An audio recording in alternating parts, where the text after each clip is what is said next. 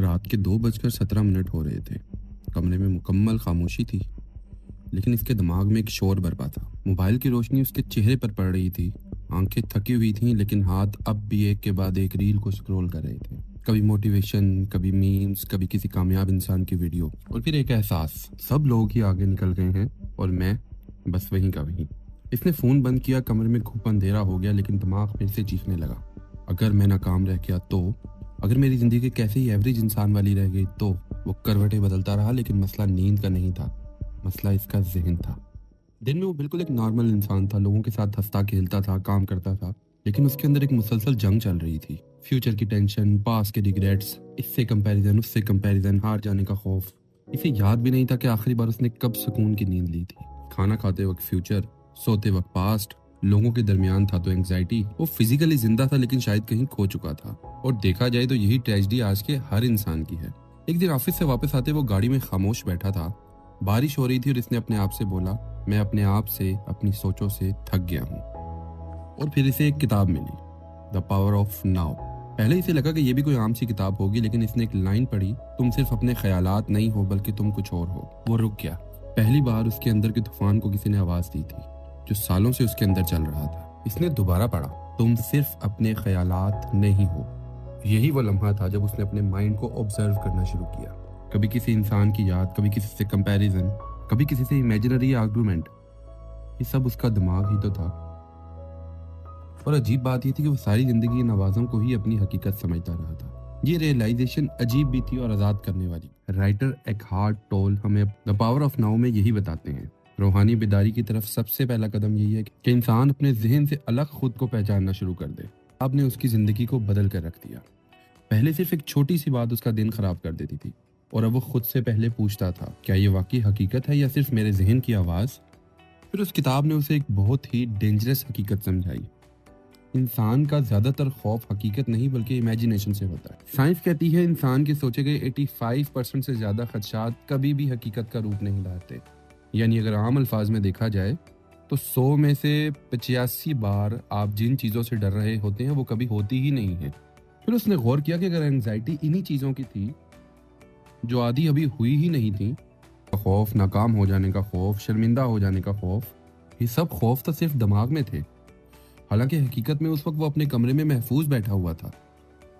और तब इसे पहली बार समझ आया कि खौफ अक्सर हाल में नहीं होता बल्कि सिर्फ ख्याल में होता है। अब ने उस इंसान को अंदर से हिला दिया, उसे रियलाइज करवाया कि वो जिंदगी कुछ और ही जी रहा, कहीं माजी में तो कहीं सिर्फ मुस्तकबिल में। और इन्हीं दो चीजों के दरमियान वो लम्हा तो खो ही गया था जिसमें वो जी रहा था। इसीलिए वो कभी सुकून महसूस नहीं कर पाता था, क्योंकि सुकून तो सिर्फ प्रेजेंस में होता है। फिर इस किताब ने उसे एक और चीज समझाई, यानी वो इमोशनल दर्द जो इंसान सालों से अपने अंदर उठाए फिरता है।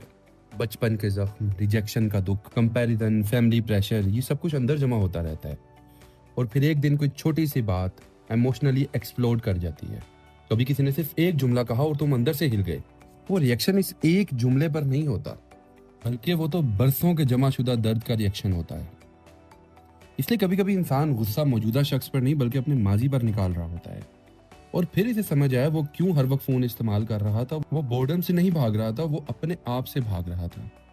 फिर आहिस्ता आहिस्ता उसने कुछ चीजें बदलना शुरू की। वो सुबह उठते ही सबसे पहले फोन इस्तेमाल नहीं करता था। कभी खामोश बैठ जाता था, कभी सिर्फ अपने सांस को महसूस करता था। चलते वक्त सिर्फ चलता था, खाते वक्त सिर्फ खाता था।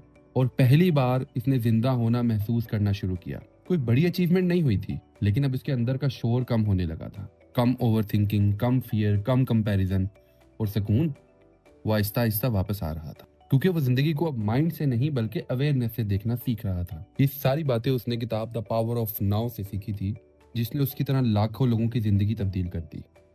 तो चलिए कॉपी पेंसिल को पकड़िए और देखिए कि हम भी इस किताब से क्या कुछ सीख सकते हैं।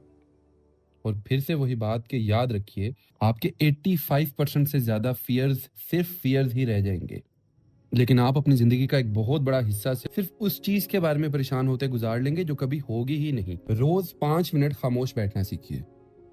कोई म्यूजिक नहीं, कोई मोबाइल नहीं, कोई आपके आसपास ना हो, सिर्फ आप और आपकी खामोशी। पॉइंट नंबर 3, अपने आसाब को काबू करना सीखिए। अपनी जिंदगी को स्लो डाउन कीजिए। आप खाना खा रहे हैं तो बहुत जल्दी में, आप चल रहे हैं तो बहुत जल्दी रुकिए। अपने जिस्म को ढीला छोड़िए, कुछ भी नहीं होने वाला। अब सुकून से वो काम दोबारा शुरू कीजिए और ये स्लो डाउन आपकी ज़िंदगी को बदल कर रख देगा। पॉइंट नंबर 4, आपको अपने फ्यूचर के बारे में प्लानिंग ज़रूर करनी है, लेकिन अब आपको उस प्लानिंग के नाकाम होने के बारे में बिल्कुल नहीं सोचना। वो इम्कान जो सिर्फ 15% है, आपको उसके बारे में 85% तक नहीं सोचते रहना। और अब आता है वो 5वां पॉइंट जो ये किताब हमें सिखाती है, अपने दर्द को ऑब्जर्व करना सीखिए। जितना आप अपने दर्द को ऑब्जर्व करना सीखेंगे, उतना ही वो दर्द की शिद्दत कम होती जाएगी। एक इंसान की सबसे बड़ी कैद दुनिया नहीं है, ना हालात है, ना लोग हैं, ना किस्मत है, बल्कि वो मुसलसल शोर और खौफ है जो इंसान के अंदर हर वक्त चलता रहता है। लेकिन जिस दिन इंसान खामोशी से बैठकर अपने जहन को आज़ाद करना सीख लेता है, यही वो लम्हा है जब वो पहली बार अब में जीना शुरू कर देता है। क्योंकि सुकून कहीं बाहर नहीं बल्कि आपके अंदर मौजूद होता है।